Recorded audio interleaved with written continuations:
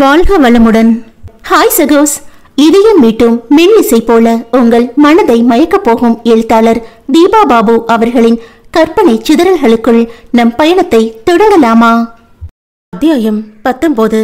முகத்தில் பெரும் சஞ்சலத்தை சுமர்ந்திருந்த மனிதரை கனிவுடன் பார்த்த நாயகன், இன்னும் என்ன தாத்தா பிரச்சனை என்று அமைதியாக கேட்டான். டே வர்மா, அது எனக்கு என்ன பண்றதுனே புரியலடா. அவரின் தவிப்பு எதனால் என்பது நன்றாக புரிந்திருந்தாலும் தானாக விஷயத்தை கேட்டு வாங்காமல் அவராக சொல்லட்டும் என காத்திருந்தான். பிள்ளை அருமையான பிள்ளைடா, ஒரு குறை சொல்ல முடியாது. அவளை பார்த்த நாள்ல இருந்தே உனக்குன்னு நம்ம வீட்டுக்கு கூப்பிட்டுக்க எனக்கு அத்தனை ஆசை. இவன் மெதுவாக முறுவலிக்க, உன்னை மாதிரி அழுத்தக்காரனுக்கு அவளை மாதிரி கலகலப்பான பொண்ணு பொண்டாட்டி அமைஞ்சிச்சுன்னா உன் வாழ்க்கையே வசந்தமாக மாறிடுன்னு எனக்குள்ள லட்சம் கற்பனை உருவாச்சு என்றார் கண்கள் மின்ன ஆவலுடன். அதுவும் பொண்ணுங்களை வெறும் ஃபோட்டோவை பார்த்து எப்படி நான் செலக்ட் பண்ணுறதுன்னு நீ கேட்டப்ப எனக்கு பைத்தியம் பிடிக்காத குறை தான். வேற எப்படிரா பார்க்குறதுன்னு முழிச்சிட்டு இருந்தேன். இவனுக்கு ஒரு கல்யாணத்தை பண்ணி முடிக்கிறதுக்குள்ள நம்மளை கடைசியில் நல்லா கை தேர்ந்த மாமா பையன் ஆக்கிடுவான் போல இருக்குன்னெல்லாம் பக்குன்னு இருந்துச்சு தெரியுமா தாத்தா என்றவன் பல்லை கடிக்க அவரோ பதிலுக்கு அவனை முறைத்தார். இப்போ கத்துடா தாத்தான்னு. எனக்கு தான் டென்ஷன், உனக்கு என்ன? கூலாக உட்கார்ந்த இடத்துல 1000 நோட்டை சொல்ல வேண்டியது. சரி, விஷயத்துக்கு வாங்க. உங்கள் பேத்தி மாதிரியே தேவையில்லாத பேச்சுக்கெல்லாம் ஓடாதீங்க. அவளை பற்றி பேச்சு எடுத்ததும் முகத்தில் தனி பொலிவு கூட. பொண்ணுங்க கூட நீ பேசி பழகணும்னா முதல்ல அவங்க நமக்கு ஏற்கனவே அறிமுகம் ஆனவங்களாக இருக்கணும். இல்லைன்னா யதார்த்தமாக சந்திச்சு பேசுகிற மாதிரி சந்தர்ப்பங்களும் சூழ்நிலைகளும் தானாக அமையணும். அதுக்கான வாய்ப்புகள் எல்லாம் லேசில் சாத்தியப்படாதுன்னு புரிஞ்சது. அடுத்து என்ன பண்ணுறதுன்னு யோசனையிலேயே அப்படியே ஒரு 6 மாதம் ஓடிப்போச்சு. சட்டு புட்டுன்னு பொண்ணை பார்த்து முடிவு பண்ணி உனக்கு ஒரு கல்யாணத்தை பண்ணுறது பெரிய விஷயம் இல்லை. வர்றவ உன் மனசை தொடுறவளா வரணும். உனக்கான உன்னோட வாழ்க்கையே இனிமேதான் ஆரம்பமாக போகுது. அப்படிங்கும்போது உனக்கு பிடிச்ச மாதிரி நீ ரசிச்சு வாழ ஒரு வாழ்க்கை துணையை கொண்டு வரணுங்கிறது தான் பெரிய சவாலாக இருந்துச்சு. அதுபோல ஒரு வாரமாக எனக்கு கிடைச்சவ தான் நம்ம நதியா பொண்ணு என்றார் கோபால் வாஞ்சையுடன். அமைதியாக அவரின் வார்த்தைகளை உள்வாங்கிக் கொண்டிருந்தவன், ஆமாம், அவளை பற்றின விவரம் எல்லாம் உங்களுக்கு எப்படி கிடைச்சது என்று விஷயமறிய கேட்டான். நம்ம ரிலேட்டிவ் தாத்தா ஒருத்தர் மூலமாக தான் அவளை பற்றின தகவல் கிடைச்சது. அதுபடி பார்த்தா சுற்றி வளைச்சு ஏதோ ஒரு வகையில் அவள் நமக்கு உறவாக வர்றா. அது என்ன ஏதோ ஒரு உறவு? அப்புறம் அவள் சின்ன வயசில் கூப்பிட்ட மாதிரி வில்லங்கமாக வந்துருச்சுன்னா அதெல்லாம் நீ பயப்பட தேவையில்லை. நம்ம வழக்கத்தில் ரொம்ப நெருங்கிய வட்டம் தவிர்த்து பெருசாக முன்ன பின்ன அறிமுகம் இல்லாத புது சொந்தம்னா அங்கே முறையெல்லாம் பார்க்க மாட்டாங்க. ஓ, இப்படியெல்லாம் வேற வசதி பண்ணி வச்சுருக்கீங்களா? டேய், இதெல்லாம் காலகாலமாக நம்ம முன்னோர்கள் கடைப்பிடிச்ச கலாச்சாரம். சரி சரி, உடனே பொங்க ஆரம்பிக்காமல் அவளை மீட் பண்ண கதைக்கு வாங்க. அவளை பற்றி மட்டும் இல்லாமல் அவளோட குடும்பத்தையும் விசாரித்து தெரிஞ்சுக்கிட்டேன். சொந்த பந்தம் கிட்ட எல்லாம் அவங்க நல்லா பழகிறதும் பல இடங்களில் அவங்க மேலே நல்ல மதிப்பு இருக்கிறதும் தெரிஞ்சது. பொண்ணு சித்தா டாக்டருங்கிறது மட்டும்தான் கொஞ்சம் குழப்புச்சு. உன்னோடதும் அவளோடதும் செட் ஆகுமான்னு யோசித்தேன். அப்புறம் சரி, நேரில் பார்த்து முடிவு பண்ணலாமேன்னு என் ஒன்று விட்ட அண்ணாவோட மச்சாங்கூட அவள் கிளினிக்கு பேஷண்ட் மாதிரி போனேன். யாரோ முன்ன பின்ன தெரியாத மனுஷங்கனாலும் அவளோட நோயாளிகள் மேலே அவள் அக்கறை எடுத்து பேசுறது, அவங்களுக்கு புரிகிற மாதிரி தன்னோட மருத்துவத்தை விளக்கி சொல்கிறதோடு இல்லாமல் வீட்டு வைத்தியம் பற்றியெல்லாம் குறிப்பு சொல்கிறதுன்னு அத்தனை அருமையாக சிகிச்சை கொடுத்துட்டு இருந்தா பிள்ளை. அதுலேயே நான் மொத்தமாக என் பேத்திக்கிட்ட விழுந்துட்டேன். அடுத்து என்கிட்டையும் அதே மாதிரி தான் பேசினான். நான் அவட்ட நேரடியாகவே கேட்டுட்டேன், ஏம்மா நீங்கள் பாட்டுக்கு வர்றவங்களுக்கெல்லாம் இப்படி கை வைத்தியம் பற்றி விவரம் சொல்லி அனுப்புறீங்களே, நாளைக்கு அவங்களுக்கு வர நோய்களை அதிலேயே அவங்க சரி செஞ்சுக்கிட்டு இந்த பக்கம் வராமல் போனால் உங்கள் பிஸ்னஸ் என்ன ஆகுறதுன்னு கேட்டேன்னா பார்த்தாலே ஒரு பார்வை. தாத்தா, நான் ஒரு விஷயம் சொல்கிறேன், அதை நீங்கள் நல்லா புரிஞ்சுக்கோங்க. முதல்ல இது பிஸ்னஸே இல்லை, அவங்கவுங்க உடல் கஷ்டத்தை சுமந்துட்டு வர்றவங்களுக்கு சிகிச்சை கொடுத்து சரி பண்ணுற இடம். இங்கே நான் அதை சரி பண்ணத்தான் அவங்களுக்கு உதவணுமே தவிர சந்தர்ப்பத்தை பயன்படுத்தி காசா மாற்றி என் கல்லாவில் போட்டுக்க கூடாது. அது ரொம்ப தப்பு. அப்படியெல்லாம் நான் செய்ய மாட்டேன். எனக்கு பிடிக்கவும் பிடிக்காது. குடும்பத்தில் ஒருத்தருக்கு உடம்புக்கு முடியாமல் போச்சுன்னா கூட அவங்களோட சேர்த்து சுற்றி இருக்கிறவங்களும் எவ்வளோ மன உளைச்சல்ல கஷ்டப்படுவாங்க தெரியுமா? அதையெல்லாம் வார்த்தைகளில் சொல்லி உங்களுக்கு புரிய வைக்க முடியாது. அனுபவிக்கிற மனுஷங்களுக்கு தான் அதோட வலியும் வேதனையும் தெரியும். அன்னைக்கு அவ ஏதோ தத்துவம் பேசுகிற மாதிரி தான் எனக்கு தோணுச்சு. இந்த வயசில் இவ்வளவு பக்குவமானு வியந்து போனேன். ஆனால் அவ தன்னோட வழிகளை வச்சு தான் மற்றவங்களை பார்த்து சிகிச்சை தர்றாங்கிறது இப்போ தான் புரியுது. இதுக்கப்புறம் அவகிட்ட சாரி கேட்டுட்டு ரொம்ப இலகுவா பேசி சிரிச்சிட்டு தான் கிளம்பினேன். எனக்கு பொண்ணை பிடிச்சு போச்சு.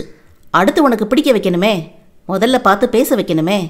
அதுக்கு என்ன பண்ணலான்னு யோசித்தேன். அதோட விளைவு தான் உன் மாத்திரைகளை இனிமே நான் போட மாட்டேன், நிறுத்த போறேன்னு பிரச்சனையை ஆரம்பித்தேன். எதிர்பார்த்தபடி தையா தக்கான்னு கிடந்து குதிச்சதோடு இல்லாமல் அவளை வேற வார்த்தையில் வறுத்து எடுத்த. இது என்னடா ரிவர்ஸில் திரும்புதுன்னு ஜெர்க்காகி அவ சொல்லலை, நானா முடிவு செஞ்சேன்னு சொல்லவும் அதுக்கு தனியாக 2 பாட்டு கிடைச்சது எனக்கு. உன் ஒருத்தனை கல்யாணத்துக்கு சம்மதிக்க வைக்க நான் என்னென்ன வேலையெல்லாம் பார்த்து அதுக்கு திட்டும் வாங்கியிருக்கேன் பாரு என சட்டென்று பேரனை பார்வையால் சுட்டார். சரி விடுங்க, உங்களை மாதிரி வீரனுக்கு இதெல்லாம் சகஜம் என்று புன்னகையுடன் அவர் கன்னம் கிள்ளினான் வர்மன். எதை? அப்படிதான்டா ஆச்சு. அப்புறம் ஒரு வழியா உங்கள் 2 பேர்கிட்டையும் பலவித ட்ராமா செஞ்சு மீட் பண்ண வச்சேன். அன்னைக்கு நான் எவ்வளோ சந்தோஷமாக இருந்தேன் தெரியுமா? கொடுமை, அதை வெளிக்காட்டிக்க தான் முடியலை. அப்படியே அடக்க ஒடுக்கமாக உட்காந்துருந்தேன். தாத்தாவின் சொல்லில் வாய் விட்டு சிரித்தவன், எப்படி இந்த காஞ்சனால லக்ஷ்மி ராய் அடக்க ஒடுக்கமாக இருப்பாங்களே அப்படியா? பட் ராகவா மாதிரி எனக்கு கூட உங்களோட அந்த அடக்க ஒடுக்கம் ரொம்ப பிடிச்சிருக்கு தாத்தா என்று கண் சிமிட்டினான். நீ நல்லா என்ஜாய் பண்ணடா ராஜா. உனக்காகன்னு சிக்கி சின்ன பின்னமாக தான் தாத்தான்னு ஒரு இளிச்சவாயன் கூடவே இருக்கேனே என்றார் போலி சோகத்துடன். அட பாருடா சோகத்தை. அடுத்தடுத்து நீங்கள் மூவ் பண்ணது எனக்குமே புரியுது. ஸோ தனி விளக்கம் தேவையில்லை. ஆமாம், எல்லாமே நான் நினச்ச மாதிரி தான் ஒவ்வொன்றும் நடந்துச்சு. அதுவும் அஷ்டலக்ஷ்மி கோவிலில் பிள்ளைய நீ அப்படி ரசித்து பார்த்ததில்ல. சரி, நம்ம பையன் விழுந்துட்டான்னு எனக்கு ஒரே சந்தோஷம். சட்டென்று வெக்கத்தில் அவன் முகம் சிவந்து போக, தாத்தா அப்போ நீங்கள் கவனிச்சிங்களா என்றான் செல்ல முறைப்புடன். பின்ன எனக்கு வேலையாதானே என்றார் பெரியவர் கண் சிமிட்டி. சரியான கேடி. நான் பார்க்கும்போது வேற பக்கம்லாம் வேடிக்கை பார்த்துட்டு இருந்தீங்க. ஆமாம், உனக்கு சங்கடமாக இருக்கக்கூடாதுன்னு நினச்சேன். அது சரி, நல்ல தெளிவுதான்.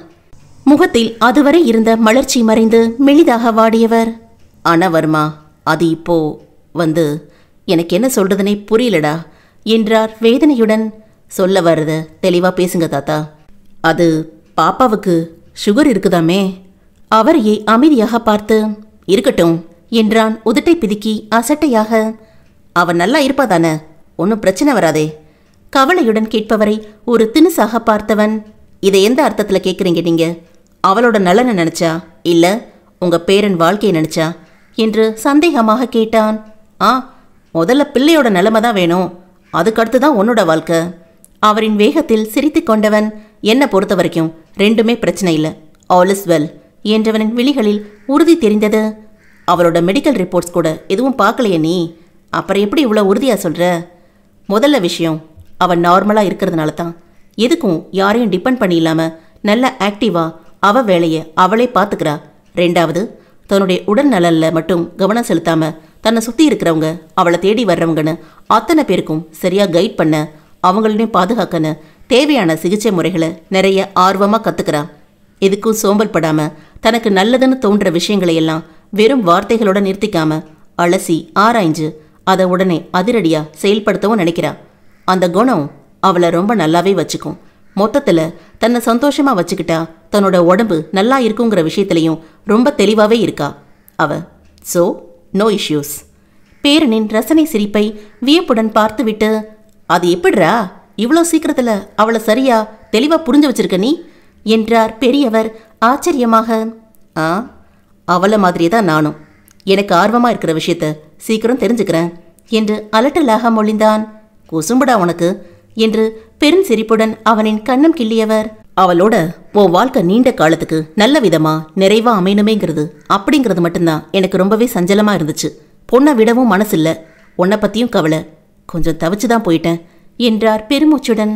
தாத்தா, மனுஷ வாழ்க்கையில் எதுவுமே நிரந்தரம் இல்லை, அது நம்ம கையிலையும் இல்லை. உங்களுக்கு தெரிஞ்ச ஒரு விஷயத்தை வச்சே நாசூக்கா சொல்கிறேன், கேட்டுக்கோங்க. நான் நெகட்டிவாக சொல்ல வரல, பாசிட்டிவாக தான் சொல்கிறேன். உலகத்தில் கல் தடுக்கி விழுந்து பிழைச்சவனும் இருக்கான், புல் தடுக்கி விழுந்து செத்தவனும் இருக்கான். நாளைக்கு எது எப்படி நடக்கும்னு யாருக்குமே தெரியாது. கொரோனா காலத்தை தாண்டி நம்ம இன்னொரு பரிணாமத்தில் வாழ்ந்துட்டுருக்கோம். இப்போ ஒரு தொற்று நோய் எதிர்காலத்தில் வரப்போகுது. நாடு, இனம், மொழி கடந்து பல மனுஷங்களை கொத்து கொத்தா அழிக்க போகுதுன்னு 4 வருஷத்துக்கு முன்னாடி யாராச்சும் நினச்சி பார்த்துருப்போமா? ஆனால் நடந்துச்சு தானே. எத்தனையோ ஆரோக்கியமாக தங்களுடைய உடம்பை வச்சுக்கிட்டு இருந்தவங்க கூட அதில் பிழைக்க முடியாமல் இறந்து போனாங்க. தனக்கு உள்ள பல வியாதிகளை வச்சுருந்தவங்க பிழைச்சி வரவும் செஞ்சாங்க. ஸோ எதையும் பாசிட்டிவாக பார்த்து அடுத்து நம்ம வாழ்க்கைய நல்ல விதமா கொண்டு போவோம்னு நினைச்சு நம்பிக்கையோட அடி எடுத்து வைப்போமே என்று புருவம் உயர்த்தி பார்த்தான் வர்மன். கண்டிப்பாடா, நீ சொல்ற மாதிரியே நல்லதே நடக்கட்டும், நல்லாவும் நடக்கட்டும். வர்ற வாரத்துல ஒரு நல்ல நாள் பார்த்து அவங்க வீட்ல நான் பேசுறேன் என்றார் கோபால் மகிழ்ச்சியாக. அத்தியாயம் 20. கணேசனும் நதியாவும் வீட்டில் இல்லை. தங்கள் பணி காரணமாக வெளியில் கிளம்பி சென்றிருக்க சாவித்ரி மட்டுமே விட்டத்தை பார்த்தபடி சிந்தனையில் ஆழ்ந்திருந்தார். 10 வயதில் தன் மகளுக்கு நீரிழிவு நோய் என தெரிந்து முதலில் ரொம்பவே அழுது கரைந்தாலும் அடுத்து அதிலிருந்து தாங்களும் தேறி வந்து தங்கள் பெண்ணையும் மெல்ல தேற்றினர். திருப்பதியில் கமலாவை சந்தித்து வந்த பின்னர் இன்னமும் நல்லதொரு தெளிவு கிடைத்தது. மகளின் வாழ்க்கையை புதிய பாதையில் தெம்பாக வழி நடத்தினர். என்னதான் நோய் குறித்து தெளிவும் தைரியமும் கிடைத்துவிட்டாலும் 3 வேளையும் சாப்பிட மகளின் உடலில் இப்படி ஊசி மூலம் மருந்தை செலுத்த வேண்டி இருக்கிறதே என்கிற வேதனை மட்டும் அவர்களை விட்டு நீங்கவில்லை. ஒரு பெண்ணாக தன் துக்கத்தை இவர் தனிமையில் அழுது தீர்த்து கொண்டாலும் கணேசன்தான் உள்ளுக்குள் மிகவும் நொடிந்து கொண்டார். மகளுக்கு ஊசியை குத்தும் பொழுதெல்லாம் அவள் வழியில் முகத்தை சுருக்குவதைக் கண்டு உயிர் வேதனையில் தவிப்பவர். அதிலிருந்து அவளை வெளிக்கொண்டு வரும் மார்க்கம் புரியாது கலங்கி துடிப்பார். எப்பாடு பட்டேனும் இதற்கு ஒரு தீர்வு காண வேண்டும் என அவர் தீவிரமாக முயன்றிருந்த நேரம்தான் மாற்று மருத்துவம் குறித்த தகவல்கள் அவருக்கு கிடைத்து விழிப்புணர்வை ஏற்படுத்தியது. அதை கெட்டியாக பிடித்து கொண்டவர் முதலில் நம் தமிழரின் பாரம்பரியமான சித்த மருத்துவத்தின் பால் தன் பார்வையை திருப்பினார்.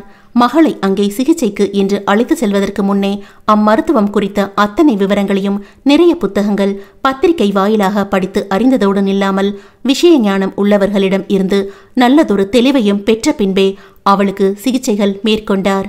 நதியாவின் நல்ல நேரம் அங்கிருந்து படிப்படியாக தொடங்கியது. தனக்கு அளிக்கப்படும் சிகிச்சையின் விவரங்களை இன்முகமாக நட்புடன் பழகிய மருத்துவரிடம் இருந்து மிகவும் ஆர்வமாக கேட்டுக்கொள்பவள் நாளடைவில் அம்மருத்துவத்தாலும் நம் சித்தர்களின் மெய்யறிவாலும் பெரிதாக ஈர்க்கப்பட்டு தானும் அந்த துறையில் காலூன்ற முயற்சிகள் மேற்கொண்டாள். அதன் விளைவாக இன்று தன் கனவை நனவாக்கி இந்த உலகின் முன் ஒரு பெண்ணாக சித்த மருத்துவராக உயர்ந்து நிற்கிறாள்.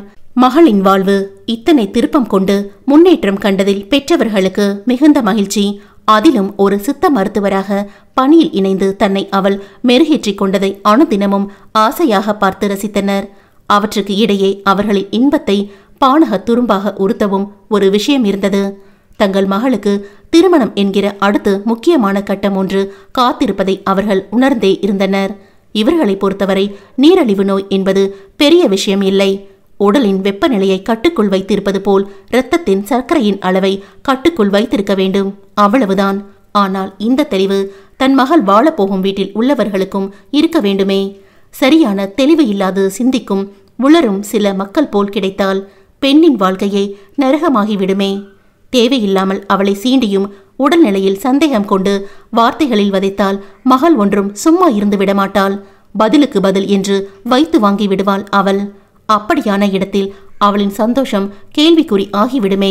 இது அவளது உடலையும் பாதிக்க தொடங்குமே. அதையெல்லாம் தவிர்க்க வேண்டும் என்றால் மிகுந்த பக்குவமும் விவரமும் உள்ள குடும்பத்தினரிடம் மட்டுமே தங்களுடைய பெண்ணை சேர்க்க வேண்டும் என்று உறுதியாக முடிவெடுத்து கொண்டனர். கணினியில் பொறியியல் பட்டப்படிப்பு முடித்திருந்த மூத்த மகளை வேண்டி விரும்பி கேட்டு வந்த முதல்வரனே அருமையாக அமைந்துவிடவும் அடுத்த சில நாட்களிலேயே அவளுக்கு விரைவாக திருமணத்தை முடித்துவிட்டனர். சின்ன மகளை அப்படி அனுப்புவதற்கு அவர்களுக்கும் மனதில்லை. அவளும் அதற்கு தயாராக இல்லை. அத்தோடு அவளுமே தன் துறையில் ஸ்திரமாக காலூன்ற தனக்கு சில காலங்கள் தேவைப்படுவதாகவும் அதுவரையில் மிகவும் பொறுமையாக தன்னை சமாளித்து குப்பை கொட்டுபவனாக பார்த்து கவனமாக தேர்ந்தெடுங்கள் என்று பெண் அலட்டலாக கூறியதில் தந்தைதான் ரசித்து சிரித்தாரே தவிர தாயோ வழக்கம் போல அவளை உறுத்து விழிக்கத்தான் செய்தார். கடந்த 4 மாதங்களுக்கு முன்னர்தான் கணேசனிடம் கலந்து ஆலோசித்துவிட்டு மகளின் ஜாதகத்தை கையில் எடுத்து வரன் பார்க்க தொடங்கியிருந்தார் சாவித்ரி. சில ஜாதகம் பொருந்தி வரவில்லை. பொருத்தமாக வந்ததில் சிலது இவர்களுக்கு திருப்தி தரவில்லை. ஒன்று மட்டும் எல்லாம் ஒத்து வரவும் பேச முடிவு செய்து அவர்களை தொடர்பு கொண்டு விஷயத்தை தெரியப்படுத்தினர்.